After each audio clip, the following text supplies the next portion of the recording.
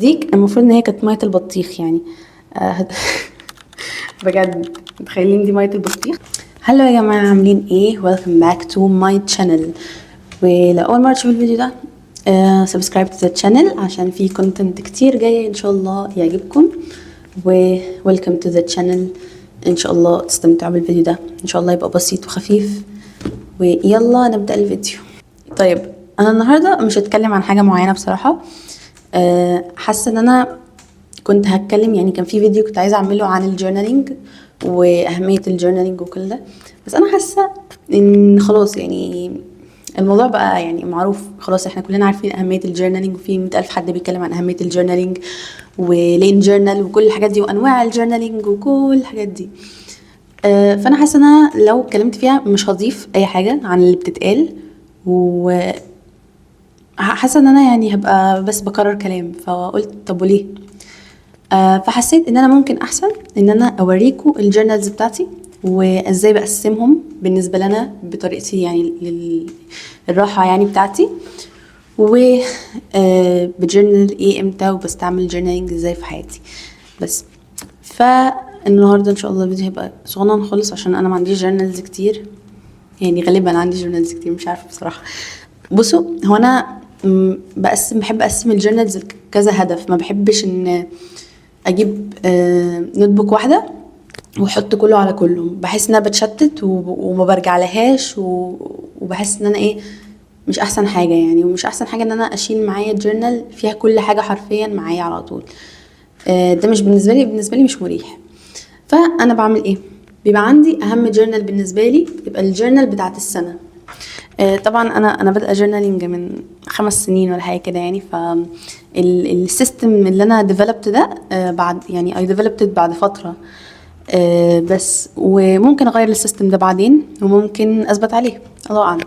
فانا بالنسبه لي اهم جورنال السنه زي الجورنال دي.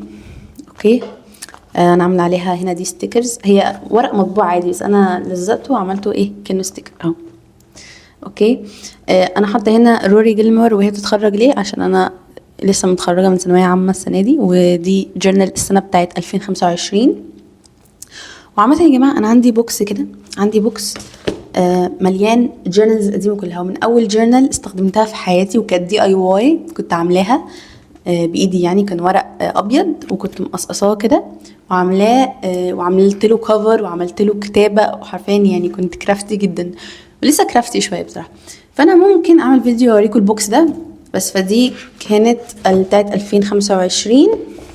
وهنا اول صفحه انا حتى كاتبه 2025 وحاطه صورتي اللي هي بتاعت استماره ثانويه عامه. ايه ده، انا كنت لابسه شبه اللبس اللي انا لابساه دلوقتي which is weird يعني. المهم، وهنا عامله ستيكر التخرج، بس الحمد لله اتخرجت على خير. وهنا بقى بعمل ايه في جورنال السنه دي؟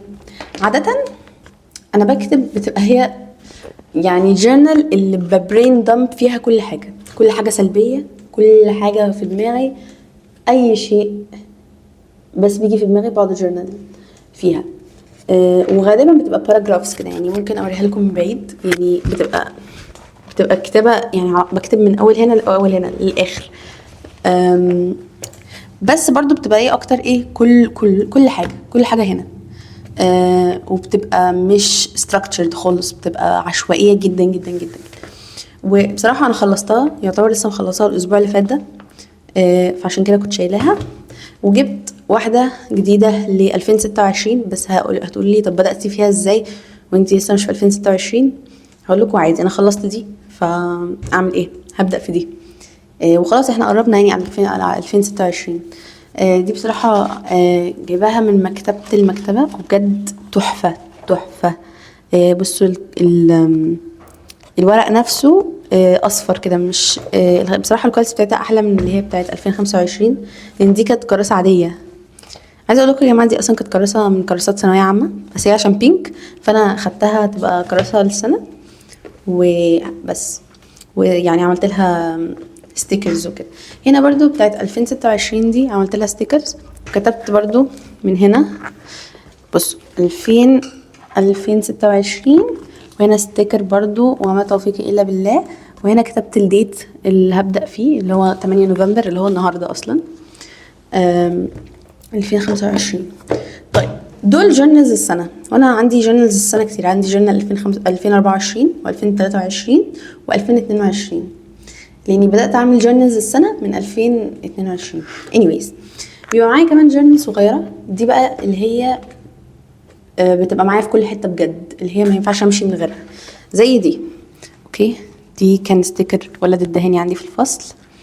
وهنا برضو دي بقى بيتحط فيها ايه، دي بيبقى فيها بلاننج بخطط فيها. بس هنا حاطه لافلي لوكا هنا و بقى بيحصل فيها بلاننج، بيحصل فيها جراتيتيود، بيحصل فيها جولز، بيتكتب فيها حرفيا كل حاجه محتاجاها على مدار الايام وبحتاجها معايا يعني حرفيا. دي مش بتشال من الشنطه بتاعتي بس، وبتبقى شويه فري عن اللي هي بتاعه السنه دي. لازم اولا تتشال عشان بيبقى فيها حرفيا كل حاجه حرفيا. ويا جماعه وصيتي ان شاء الله ان انا لو حصل لي اي حاجه محدش يفتح الجورنالز بتاعتي يا جماعه، عشان بجد انا ببقى اونست بطريقه صعبه. ف just يعني ريمايندر. وقلت برضو كنت عايزه اوريكم يا جماعه دول ستيكرز انا بعملهم. انا نفسي بجد يبقى عندي مكنه الستيكر، بس لان دول انا ببقى طبعاهم اوكي وبحطه يعني بقصقصهم وبعدين اعمل وراهم دبل فيس زي دي كده مثلا، بعمل وراها ايه دبل فيس وبتبقى خامتها ورقه عادي. فمش بتنفع غير جوه الورقه، يعني مش بتنفع غير جوه الورقه، لان لو عملتها في حاجه بره هتبوظ. بس جورنال كمان، وهي بقى مش استخدامها مش كتير يعني. انا اكتر استخدامات الجورنالز بتاعتي اللي هي بتاعت السنه واللي هي بتبقى معايا على طول دي.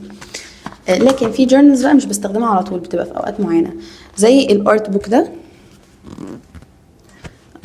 الارت بوك ده بكتب فيه مثلا ايه اتفرجت على مسلسل او موفي من جوه كده عامه، او كتاب قريت كتاب بحب ان انا الخصه هنا، او اكتب البرسبكتيف بتاعي هنا، واكتب اللي انا شايفاه من ناحيه ايه، من ناحيه الكونتنت اللي انا اتفرجت عليه ده. برضو من الفيديوز اليوتيوب اللي هي العميقه يعني برضو ايه بلخصها هنا، او بكتب يعني ايه رايي فيها، خلتني اخد بالي من ايه مثلا بالظبط او كده.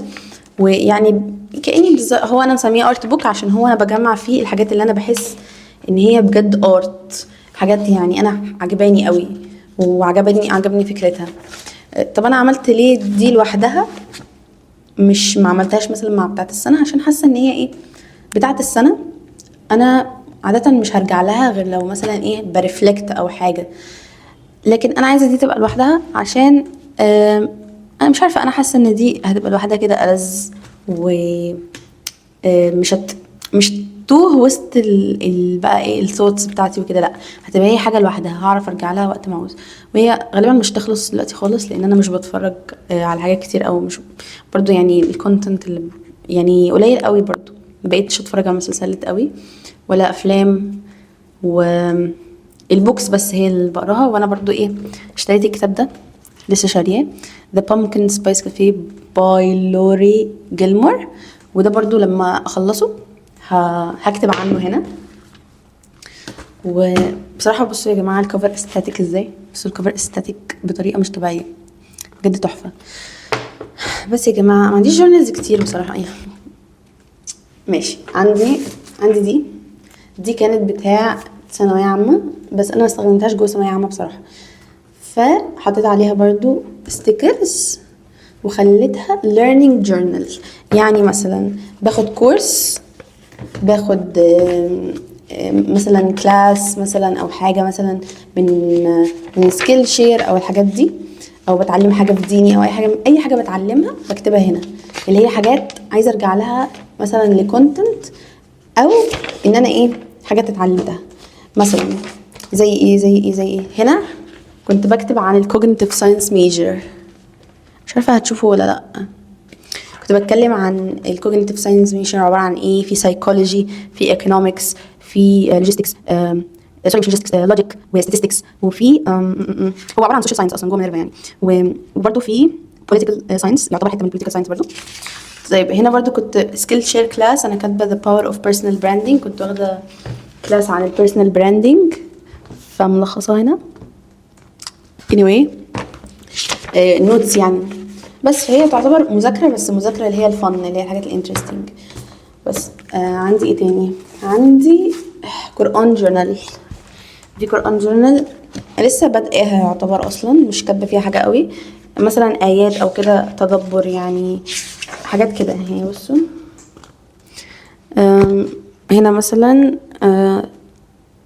معاني مثلا في القرآن، ايات تدبرتها وفهمت معانيها مثلا فبكتبها هنا.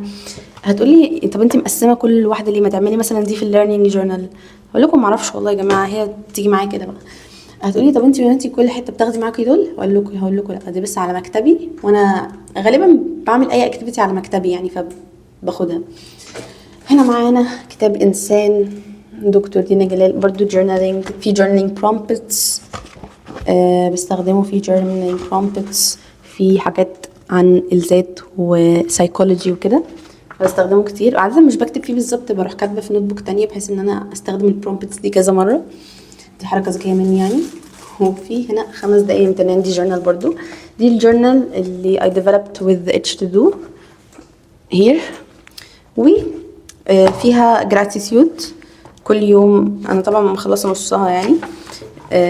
فيها كل يوم gratitude journaling، 3 أسئلة الصبح وسؤالين بالليل، بس I like it برضو بستخدمها. خايفة اوريكم اخر جورنال الاخيرة معانا، وهي الجورنال بتاعت الستوري اوف ماي لايف. هتقولوا لي يعني ايه؟ يعني مش فاهمة يعني. هقول لكم يعني بحاول اكتب، هي حاجة برايفت شوية بس يعني بحاول اكتب اللي هو ايه، لو انا يعني انا بحب قوي الموفيز وبحب المسلسلات عشان بيبقى فيها المين كاركتر عنده ستوري وعنده ستوري لاين وعنده احداث وكده، فانا بحاول ان انا يعتبر اكتب الستوري اوف ماي لايف بس من هنا يعني، من بس وحي خيالي. طبعا انا كتبت في اول صفحتين يعني وما كملتش الحوار، بس اي لايك ان انا اقدر ارجع لها وكده. وهتقولي لي انت ليه عاملاها لوحدها؟ اقول لكم ما اعرفش برضو. بس اخر حاجه كنت عايزه اوريها لكم، معايا السكتش ده، اغلب حاجاتي بينك وانا بحب البينك. تمام، هوريكم سكتش، استنى. السكتش ده انا بلون بيه بالالوان الميه، ومش كتير بصراحه بس يعني بحبها برضه. بصوا انا بجد بحب الكرافتس عامه، بس يعني ايه ساعات مش بلحق اعمل ده قوي يعني، بس تمام. هي بتبقى حاجات عشوائيه، انا اصلا ما بعرفش ارسم يعني، انا بشخبط. بصوا في هنا برضو ده حاجات عشوائيه جدا يعني والله. بصوا دي المفروض ان هي كانت ميه البطيخ يعني. بجد متخيلين دي ميه البطيخ يعني؟ انا بجد كنت بحاول بميه البطيخ، حتى كنت بتمطر عليه بذر، بس قشطه يعني. بصوا ده مش عارفه ايه ده بصراحه، بس يعني ايه عادي، اتس اوكي. بصوا هنا دي كانت اول صفحه، المفروض ان انا بتكلم عن نفسي وكده وشويه الوان وحركات. هوبي كولكتور، رايتر، كونتنت كرييتيف، استراتيجيك، هو نوز كاتبه هو نوز. بس يا جماعه، ودول كانوا الجورنالز بتاعتي يعني. انا طولت عليكم برضو، مش عارفه انا امتى مش هطول بجد يعني في فيديوهاتي. يا رب امتى هعمل فيديوهات قصيره يا رب، مش بقدر. بصوا عامله قهوه مج.